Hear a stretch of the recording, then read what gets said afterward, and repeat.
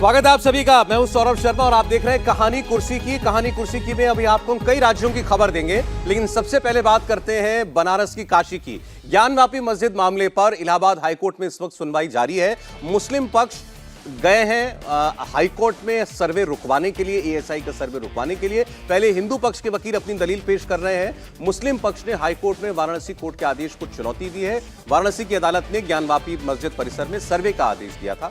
कल सुबह लगभग 4 घंटे सर्वे की कार्रवाई चली भी थी, लेकिन फिर मामला सुप्रीम कोर्ट में गया। सुप्रीम कोर्ट ने 26 जुलाई शाम 5 बजे तक के लिए सर्वे और खुदाई पर रोक लगा दी थी, यानी कल तक के लिए रोक है। मामला अभी इस वक्त हाईकोर्ट के अंदर चल रहा है और ये देखना होगा कि सर्वे आगे चल पाता है या नहीं चल पाता है। लेकिन कल ही जो कुछ 4 घंटे की कार्रवाई हुई है उसमें, क्योंकि जो हिंदू पक्ष के साथ, जो हिंदू पक्ष में जो पक्षकार थी महिलाएं, वो भी साथ साथ चल रही थी, तो उन्होंने काफी कुछ बताया भी है इस बारे में कि सर्वे में क्या कुछ देखा गया, कहां कहां पर जाकर के सर्वे टीम ने कार्रवाई की है। और उन्होंने यह आरोप भी लगाया था कि इसमें मुस्लिम पक्ष सहयोग नहीं कर रहा है। किसी किसी जगह पर ताला बंद मिला, खास तौर पर जो ज्ञानवापी मस्जिद परिसर में तहखाने बने हुए हैं, जहां ये कहा जाता था कि पहले बाकायदा पूजा होती थी, वो तहखाने जो है अभी भी बंद है। वहां जाने की अनुमति मस्जिद प्रशासन की तरफ से नहीं दी जा रही है। एक कमेंट जरा इस खबर पर हम ले लें।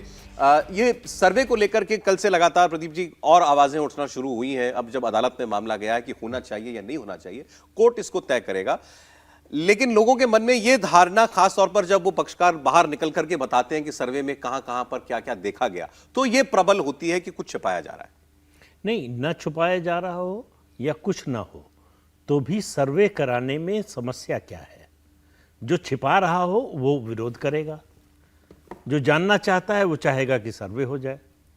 तो ये एक साइंटिफिक तरीका है जानने का, उस जो भी स्ट्रक्चर है कि उसका ओरिजिनल शेप क्या था, वो सचमुच क्या था। और ज़्यादातर सभ्यताएं, मंदिर इस तरह के जो है नदी किनारे बने हैं, तो ये जो एएसआई सर्वे करती है उसमें देखती है नज़दीकी नदी क्या है, वहाँ नीचे खुदाई होती है कि कुछ इस तरह के अवशेष मिले। तो देखा क्या जाता है कि किस पीरियड की ये चीज़ें हैं। जो ये दीवार, वेस्टर्न वॉल है और दूसरी चीज़ें जो बनी हुई हैं कि किस राज्य में इस तरह की चीज़ें, कलाकृतियाँ ये सब बनती थीं, उससे उसके पीरियड का अंदाज़ा लगता है। कार्बन डेटिंग से एग्जैक्ट पता चल जाता है कि ये बिल्डिंग है या जो भी स्ट्रक्चर है वो कितना पुराना है। तो इसको जानने से क्यों परहेज है, इसमें क्यों अड़चन डाली जा रही है, ये समझ से परे है। अगर आप मानते हैं कि ये मस्जिद थी और मस्जिद है, तो कोई उसको बदल नहीं सकता जब तक कि ये साबित ना हो जाए कि ये आपका दावा गलत है। तो अगर आपको अपने दावे पर भरोसा है तो फिर सर्वे का विरोध नहीं करना चाहिए। सर्वे के विरोध से ही शक पैदा हो जाता है कि आप कुछ छुपा रहे हैं। और तहखाने जो आपने जिक्र किया, 3 तहखाने बंद हैं, उसको खोलने को तैयार नहीं है। जो जिला अदालत ने फैसला दिया था उसमें कहा था 4-4 लोग दोनों पक्षों के रहेंगे, जिनमें उनके दोनों के एक वकील रहेंगे। तो कल जब शुरू हुआ तो मुस्लिम पक्षकार नहीं आए, कोई नहीं आया उनकी तरफ से।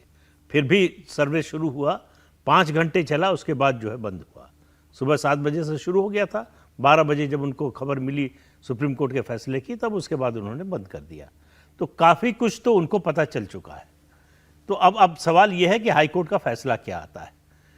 तो और सुप्रीम कोर्ट का जो फैसला है, इसी को लेकर मई में गए थे मुस्लिम पक्षकार सुप्रीम कोर्ट के पास कि भाई इसका जो है सर्वे होना नहीं चाहिए। इसलिए नहीं होना चाहिए कि जो प्लेसेस ऑफ वर्शिप एक्ट है वो कहता है 1947 की जो स्थिति है वो बहाल रहेगी, उसमें परिवर्तन नहीं कर सकते, तो आप क्यों जांच करा रहे हैं? तो सुप्रीम कोर्ट का जजमेंट है कि किसी भी धर्म स्थल की वास्तविकता जानने के लिए से ये एक्ट रोकता नहीं है। ये तभी तय होगा कि इसका स्वरूप बदलेगा या नहीं, जब ये साबित हो जाएगा कि ये जो है वो धर्मस्थल जिसका बताया जा रहा है, जिस धर्म का या मजहब का, उसी का है। जी, अच्छा देखिए, अब तो हर चीज हम जो है चुनावी नजरिए से देखते हैं, क्योंकि चुनावी वर्ष भी है और बनारस काशी मोदी जी की कॉन्स्टिट्यूएंसी है।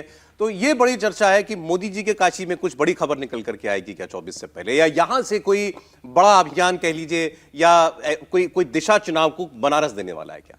नहीं, देखिए बनारस तो चुनाव की दिशा वैसे भी तय कर चुका है। मतलब बनारस के बारे में तो ये कहते हैं ना कि जब कहीं भारतीय जनता पार्टी नहीं थी तो भी काशी में तो भाजपा ही थी।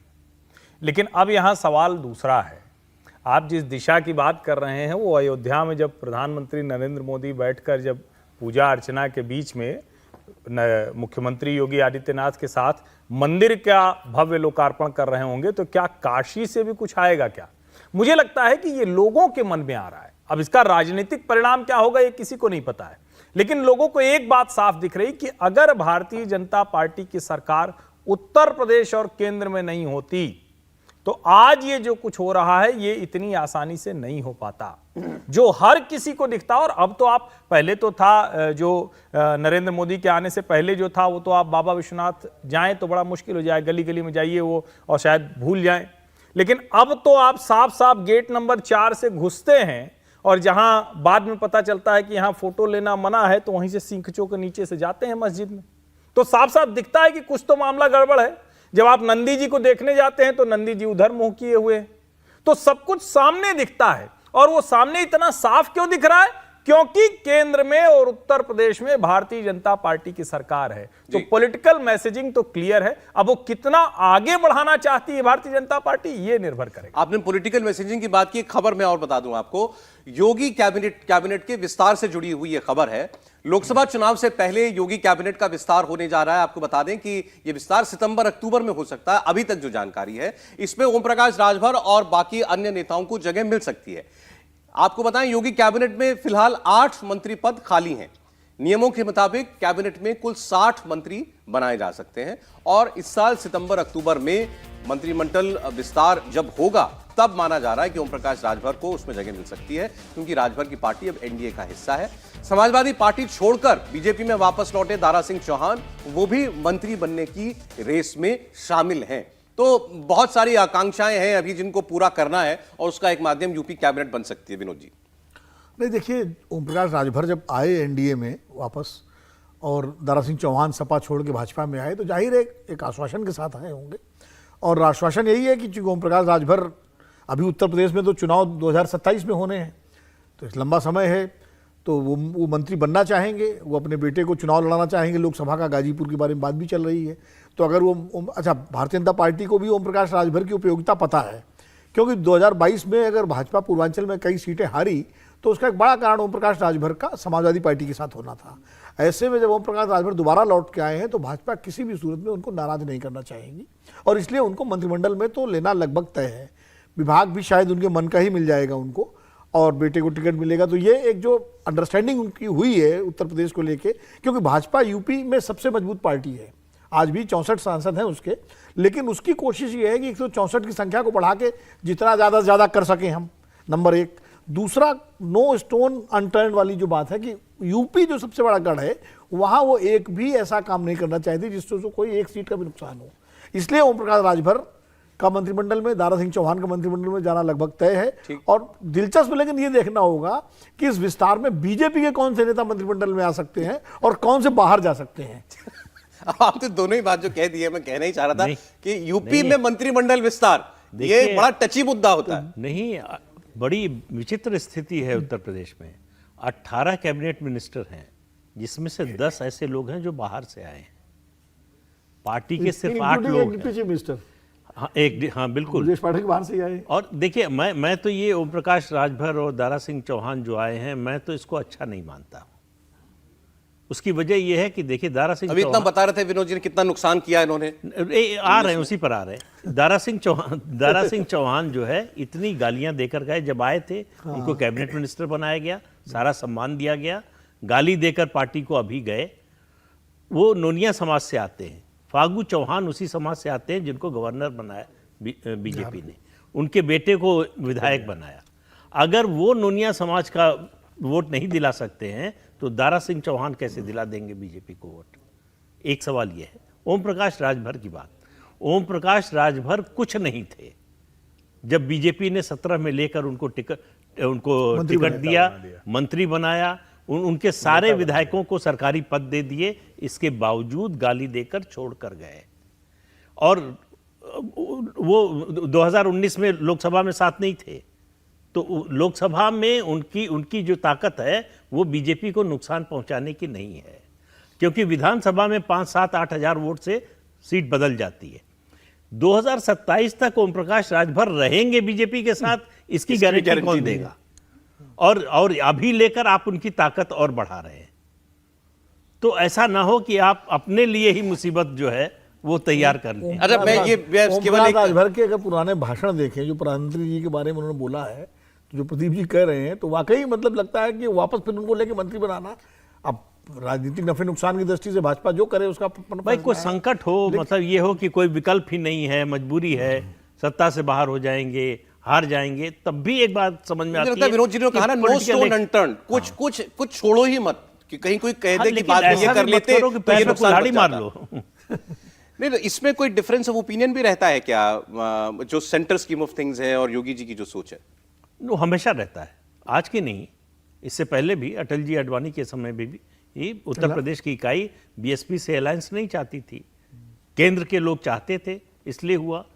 आंध्र प्रदेश में टीडीपी से नहीं चाहती थी स्टेट यूनिट, लेकिन चंद्रबाबू नायडू के साथ हुआ। तो ऐसे कई मामले हैं जिनमें केंद्र में जो पार्टी है, अगर सत्ता में वो देखती है कि केंद्र की सरकार कैसे स्थिर रहे, राज्य के हित को सेक्रीफाइस कर सकते वो है। हैं। हाँ, ठीक, यही कांग्रेस में तो हुआ, मुलायम सिंह से स्टेट यूनिट नहीं चाहती थी, ये कांग्रेस सेंट्रल यूनिट चाहती थी, लालू से नहीं चाहती थी स्टेट यूनिट, लेकिन सेंटर से चाहती थी। तो प्रदीप जी कह रहे हैं नुकसान फिर राज्य की इकाई का होता है, राज्य में होता है। जी हर्षवर्धन जी। नहीं, एक तो ये कि मुझे लगता है कि जो सवाल असली था, भारतीय जनता पार्टी में मूल भारतीय जनता पार्टी के नेता कितने हैं? अब एक उप मुख्यमंत्री ब्रजेश पाठक ही बाहरी हैं, आए सीधे उप मुख्यमंत्री बन गए हैं, पहले मंत्री थे अब उप मुख्यमंत्री बन गए हैं। तो नीचे तक ये समस्या तो है, लेकिन उसका एक दूसरा पहलू है, और ये मैं मानता हूं कि ये ठीक नहीं ओम प्रकाश राजभर या दारा सिंह चौहान। और मैं उसको और बता दूं कि दारा सिंह चौहान अपनी सीट जीत गए, फागू चौहान का बेटा अपनी सीट जीत गया, वो दोनों की सीट मऊ में लगी हुई है। यानी इसका मतलब ये हुआ कि नोनिया समाज के लोगों ने एक जगह उनको वोट दे दिया, एक जगह उनको दे दिया, अलग अलग पार्टी की थी। और वही दारा सिंह चौहान जो पिछड़ा मोर्चा के राष्ट्रीय अध्यक्ष बनाए गए थे। लेकिन इसके बावजूद ये भी सच है कि मऊ, गाजीपुर, बलिया, थोड़ा बहुत जौनपुर, बहुत थोड़ा, इन सीटों पर राजभर मत हैं। फागू चौहान को गवर्नर बना दिया, लेकिन लाउड जो लीडरशिप होती है वो दारा सिंह चौहान के पास है, और दारा सिंह चौहान अपनी सीट उसके इर्द गिर्द के अलावा कुछ नहीं कर पाएंगे। लेकिन शायद ये भारतीय जनता पार्टी अभी ये अफोर्ड करने की स्थिति में नहीं, और जिसको हम कहते हैं ना कि जो कुछ कोशिश छोड़नी नहीं है, तो उसमें ये किया जा रहा है। और दारा सिंह चौहान अगर विधायकी से इस्तीफा देकर आए तो इसका मतलब कि उनको मंत्री बनाया जाएगा और वो उसी सीट से फिर से चुनाव लड़ेंगे। और ओम प्रकाश राजभर गाजीपुर सीट से लड़ सकते हैं, क्योंकि एक लोगों को भ्रम है कि गाजीपुर वो भूमिहार बहुल सीट है। नए परिसीमन में भूमिहार बहुल सीट बलिया हो चुकी है, गाजीपुर अब वो सीट नहीं रही है, इसलिए इसको साधने के लिहाज से समीकरण हो सकता है। लेकिन हाँ, भाजपा को ये तो सोचना पड़ेगा कि उसका अपना कार्यकर्ता कहाँ एक डायमेंशन ये है कि अभी हाल में पश्चिमी उत्तर प्रदेश में कुछ नेता छोड़ के आए हैं समाजवादी पार्टी, वो राजपाल सैनी और साहब सिंह 2000 के नोट वाले जिनको बताया, तो वो आए हैं, तो उनको भी मंत्रिमंडल में जगह दी जाएगी क्या? अगर ऐसा होता है तो इसका मतलब जो ओरिजिनल भाजपा के विधायक हैं उनका हक मारा जाएगा। महाराष्ट्र के लिए जो बोला प्रदीप जी ने, भाजपा डफली बजाएगी। अब वो आए सब कुछ दे देगी तो इसी कंडीशन पे आए होंगे, मंत्री बनने के आश्वासन पर तो आए होंगे। अभी जो 2-3 दिन पहले ही तो बड़े भाजपा ने तय किया है कि आप सबको हम सबको दिखाएंगे कि मुख्यमंत्री कुर्सी बैठकर कैसा लगता है महाराष्ट्र में, या मंत्री का चेंबर कैसा होता है। शशांक सुबह जो है कांग्रेस छोड़ते हैं, शाम को टिकट मिलता है बीजेपी का, और पहले चुनाव जीतते ही कैबिनेट मंत्री बनते हैं। तो नहीं, देखिए, हर पार्टी, हर संगठन जो है इनऑर्गेनिक ग्रोथ की कोशिश करता है और उसका फायदा भी होता है। उत्तर प्रदेश में 17 में सरकार बनी तो उसमें बाहर से आए लोगों का भी योगदान है, ऐसा नहीं। लेकिन आपको ये याद रखना होगा कि उसकी मात्रा, अनुपात क्या हो। ठीक है, अनुपात जहां गड़बड़ होगा, फिर बीजेपी कैडर बेस्ड पार्टी है, उसका कैडर जो है नहीं कहीं और वोट देने नहीं जाएगा, घर बैठ जाएगा। अच्छा, ठीक। चलिए, एक बड़ी खबर आपको आज हम और दे रहे हैं कहानी कुर्सी की में। जम्मू कश्मीर में चुनाव कब होंगे? विपक्ष ये सवाल बार बार पूछता है, खासकर जम्मू कश्मीर की पार्टियां। तो आपको बता दें कि हमारे पास ये खबर है कि जम्मू कश्मीर में चुनाव लोकसभा चुनाव के साथ होंगे। इंडिया टीवी आपको एक्सक्लूसिव खबर दे रहा है, लोकसभा चुनाव के साथ ही जम्मू कश्मीर में विधानसभा का चुनाव कराया जाएगा। जम्मू कश्मीर में पिछले 5 साल से राष्ट्रपति शासन चल रहा है। 5 अगस्त 2019 को जम्मू कश्मीर का स्पेशल स्टेटस खत्म किया गया था, अनुच्छेद 370 को हटाया गया था और जम्मू कश्मीर को केंद्र शासित प्रदेश बना दिया गया था। लेकिन दिल्ली और पुडुचेरी की तरह विधानसभा रहने दी गई थी, जिसका परिसीमन का काम चल रहा था, वो काम पूरा हो गया है और अगले साल चुनाव होगा। बहुत से लोग कहते हैं कि भाई ये संदेश जाना भारत से जरूरी है कि जम्मू कश्मीर में लोकतंत्र वापस लौटेगा। बिल्कुल, उसकी तैयारी में इसी संसद सत्र में 4 संविधान संशोधन विधेयक आने हैं। अच्छा, एक है जिसमें जो है 3 सीटें रिजर्व की जाएंगी, 2 कश्मीरी पंडितों के लिए और 1 पाकिस्तान से आए हिंदुओं के लिए। लोकसभा के लिए नहीं, विधानसभा की, असेंबली में, जिसको गवर्नर नॉमिनेट करेंगे, ये व्यवस्था होगी। एससी का रिजर्वेशन सीटों का होगा, एसटी का रिजर्वेशन होगा। ये सब, इन सब पर जो है वो संविधान संशोधन विधेयक आने वाला है। लेकिन जो संसद की हालत है, मुझे लगता है कि अगर ये अविश्वास प्रस्ताव आ गया तो बीजेपी के लिए बहुत अच्छा होगा कि उसके बाद कम से कम सदन चलेगा, ये उम्मीद करनी चाहिए। बिल्कुल। तो वो संविधान संशोधन, हालांकि कोई पार्टी नहीं चाहेगी कि वो संविधान संशोधन विधेयक पास ना होने पाए जम्मू कश्मीर का, तो इसलिए उस पर कहीं ना कहीं कोई समझौता हो जाएगा, उसको पास करा दिया जाएगा, चाहे बहस हो चाहे ना हो। तो चुनाव की तैयारी में पहले तो परिसीमन के बाद जिस तरह से हल्ला हंगामा मचा वहाँ की पार्टियों ने किया, और ख़ास तौर से वोटर लिस्ट को लेकर ये जो व्यवस्था की गई है कि अब जो वहाँ रहते हैं वो सब वोटर बन सकते हैं जी। तो उसमें केंद्रीय कर्मचारी हैं, दूसरे निजी संस्थानों के कर्मचारी हैं, या वहाँ काम करने के लिए जो गए हैं, वो सब लोग चाहें तो वहाँ अपने को वोटर के रूप में रजिस्टर करा सकते हैं। तो नेशनल कॉन्फ्रेंस और पीडीपी कह रहे हैं कि ये जो है आप पूरी डेमोग्राफी ही बदल दे रहे हैं, घाटी का स्वरूप ही बदल दे रहे हैं, राजनीतिक स्वरूप। लेकिन केंद्र सरकार पूरी तैयारी के साथ है और ये बताने की कोशिश करेगी, जिस तरह से पंचायत चुनाव हुए, डिस्ट्रिक्ट डेवलपमेंट काउंसिल के चुनाव हुए, उसी तरह से विधानसभा के चुनाव शांतिपूर्ण ढंग से हो सकते। तो आपको क्या कहना है कि ये संविधान संशोधन विधेयक जो है जम्मू कश्मीर के मुतालिक ये आसानी से पास हो जाएंगे बिना हल्ले हंगामे के? हाँ, बिल्कुल हो जाएंगे, क्योंकि SC ST रिजर्वेशन कौन रोकना चाहेगा? सबकी या कश्मीरी पंडितों के लिए नॉमिनेशन हो, ये कौन रोकना चाहेगा? तो उसका मैसेज, तो उसका तो नुकसान होगा अगर ऐसा विपक्ष करेगा तो। और इस वक्त तो वहां की जो पार्टियां हैं उनका तो एक ही एम है कि पहले चुनाव हो, सबसे पहले चुनाव होना चाहिए। हर्षवर्धन, तो जम्मू कश्मीर में चुनावी लोकतंत्र की बहाली हो रही है। ये मुझे लगता है कि ये तो वैसे भी, ये आपको याद होगा जब जम्मू कश्मीर की सभी पार्टियां आई थी प्रधानमंत्री निवास पर, तो उसी वक्त अमित शाह ने कहा था, प्रधानमंत्री नरेंद्र मोदी ने कहा था, और खुद फारूक अब्दुल्ला ने कहा कि हमसे ये बात कही है प्रधानमंत्री ने, और गुलाम नबी आजाद भी वही बात कह रहे थे। सवाल यहां ये नहीं कि वहां चुनाव होगा या नहीं होगा, मुझे ये सवाल बहुत बड़ा नहीं लगता है। सवाल यहां ये लगता है कि वहां के जो राजनीतिक दल हैं वो जिम्मेदार होंगे या नहीं होंगे। उनकी अपनी जो पारिवारिक विरासत है उसके चक्कर में, जिसको कहते हैं कि उसको पलड़े पर भारी रखेंगे और जम्मू कश्मीर के लोगों का हित कम रखेंगे क्या? और यह सवाल तो बड़ा विचित्र है ना कि कोई कहीं रहता है, अरे भाई हम में से कितने लोग हैं जो देश के किसी हिस्से में जाते हैं तो वहां के वोटर बन जाते हैं? कोई मुश्किल है क्या इसमें? कोई मुश्किल नहीं है। आप जहां जाते हैं वहां के वोटर होंगे, दूसरी जगह से नाम कटा लीजिए। अब अगर 370 खत्म हो गया, अब अगर जम्मू कश्मीर वैसे ही है जैसे देश के दूसरे हिस्से में, यह सवाल क्यों खड़ा होना चाहिए? उनकी नीयत पर सवाल है, उन नेताओं की नीयत पर सवाल है, और निश्चित तौर पर लोकतंत्र बेहतर हो, डीडीसी से आगे मामला बढ़े, विधानसभा के चुनाव भी हो, यह बहुत जरूरी है। देखिए, जम्मू कश्मीर का जब स्टेटस बदला गया, उसको केंद्र शासित प्रदेश बनाया गया और 370 हटी, तो एक बड़ा ये सवाल था कि जम्मू कश्मीर के लोगों को लगा कि भाई हमारा राज्य चला गया, केंद्र शासित बना दिया गया। और उसमें मुझे लगता है, और उस वक्त शायद गृह मंत्री जी ने, प्रधानमंत्री जी ने ये आश्वासन भी दिया था सदन में कि देर से देर उसका राज्य का जो है वो बहाली की जाएगी समय आने पर। तो ये मुझे लगता है अगर विधानसभा चुनाव होंगे तो ये एक पहला कदम होगा। विधानसभा चुनाव के बाद जो सामान्य स्थिति अगर बहाल रहती है और रहेगी, जो हम लोगों को आशावादी होना चाहिए, तो शायद देर सवेर आगे चल करके जम्मू कश्मीर को दोबारा राज्य का दर्जा दिया जा सके, जो कि जम्मू कश्मीर के पूर्ण राज्य का, जो देश के हित में भी होगा, जम्मू कश्मीर की जनता के हित में भी होगा।